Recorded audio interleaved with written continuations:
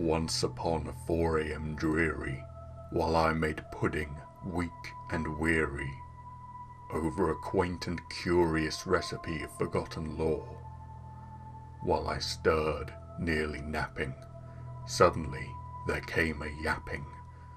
'Twas my wife, gently yapping, yapping from the open kitchen door.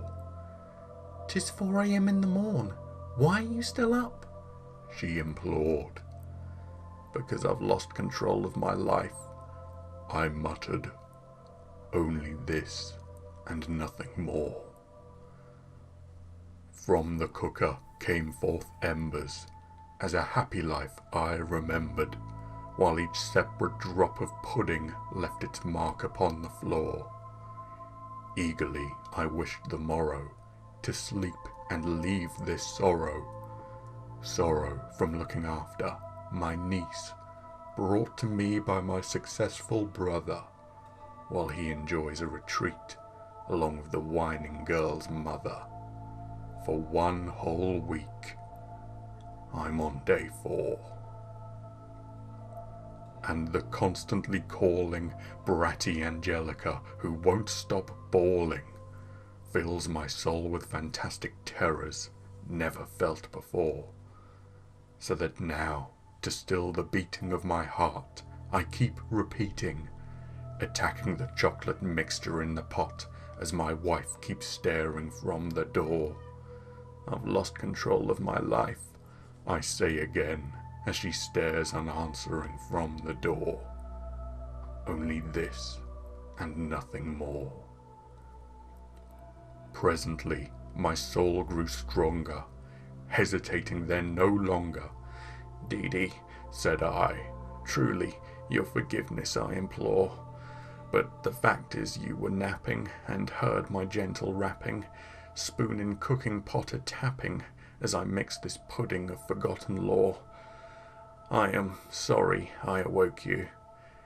Here I turned towards the open door.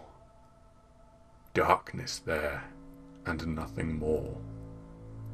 Deep into that darkness peering, long I stood there, wondering, fearing, doubting, dreaming dreams no mortal ever dared to dream before. But the silence was unbroken, and the stillness gave no token. "Am I losing my mind?" I whispered to the open kitchen door. A quiet voice carried through the house. "I want my pudding, Uncle Stu." Merely this, and nothing more. Back towards the mixture turning, chocolate cooking and soul within me burning. Soon again I heard a yapping, somewhat louder than before. "Surely," said I, "surely it must be the TV upstairs, tricking me. Let me see then what it may be, and this mystery explore. Let my heart be still a moment, and this mystery explore. 'Tis the TV and my imagination, nothing more." To the door I stumbled, heart meek, scared and humbled. But blocking exit stood the dog I took in years before. Not the least obeisance made he, not a paw or tail did he shake at me, but with mine of lord or lady he blocked the kitchen door. Gazing at me, stopped in my tracks, just before the kitchen door, stood glaring back, and nothing more. Then this dumb old dog beguiling my sad fancy into smiling, by the grave and stern decorum of the countenance it wore. "What's wrong, boy?" I asked. "Wanting to give me company? As I make this damned chocolate pudding, you'll watch me by the door? Do you think, after this, her requests could I ignore?" Quoth the canine, "Nevermore." Much I marvelled on this sound ungainly, yet I must have heard it plainly, but it couldn't have been answering truly so little relevance he bore. For we cannot help agreeing that no living human being ever yet was blessed with seeing dog stood at the kitchen door, and opening its mouth, a human voice sounds out to say such a thing as nevermore. But my dog continued staring, only that one word airing, that one word, as if his soul in that one word he did outpour.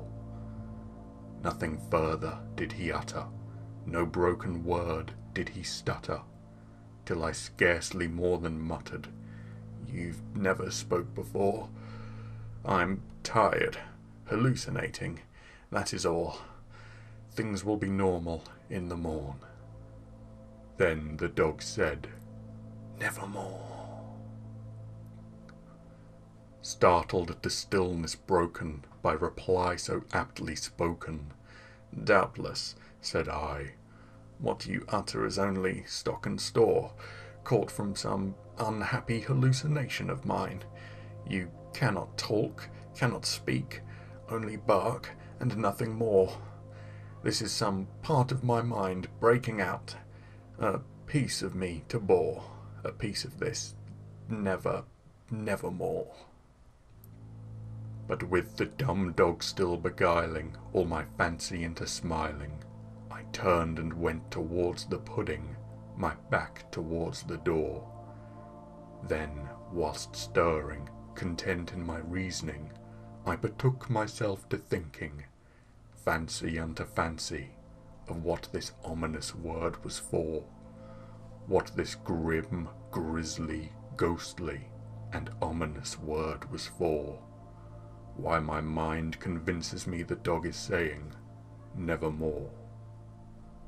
Thus I stood engaged in guessing, but no syllable expressing, to the dog whose drilling eyes now carved into my back's core. This and more I thought while stirring, hand and wrist automatically turning, mixing pudding mixture that I had to go out and buy at 3 a.m. at the store. Once this is over, I'll never have to go out at 3 a.m. to the store. I promise myself this. Nevermore. Then, methought, the air grew denser, perfumed from this bubbling mixture. The chocolate pudding overtook me, scent bringing about a rage I'd never felt before. "Wretch!" I cried, "the devil hath lent her. By demons he hath sent her, forcing me to slave away, to make chocolate pudding of forgotten lore. Oh, please God, rescue me from Angelica. When can I end this wretched chore?" Quoth the canine, "Nevermore." I turned. "Prophet," said I, "thing of evil, prophet still, if dog or devil, whether madness, dream, truth, or illusion, I beg of thee, my normal life restore. Simple and normal, undaunted, only Dee, Tommy, and I. In my home now horror haunted, tell me truly, I implore. Can things go back to normal? Tell me, I implore." Quoth the canine, "Nevermore."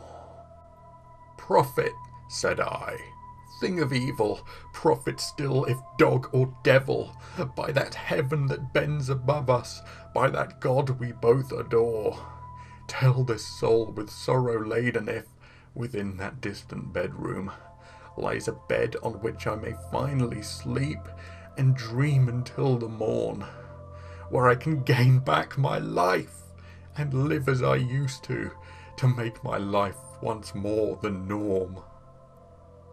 Quoth the canine, "Nevermore." "Be that word our sign of parting, dog or fiend?" I shrieked, upstarting. "I shall take this pudding, give it to her, and orders I shall hear no more condemning. I shall not hear these lies thy soul be speaking. Shall take this chocolate pudding, and with gratitude I shall be adorned. Soon I will be sleeping, and my sanity will restore. Quoth the canine, Nevermore. And so past the dog I stride, bowl in hand and hope in heart, I cried, marching up the stairs unto her door, where she's been wickedly handing out chores. I step inside, she's watching TV, sounds of gunfire while she laughs with glee. Here's your pudding, Angelica. I'm sure she'll thank me with much uproar. Without even looking, she answers, That's okay, Uncle Stu. I'm not hungry anymore.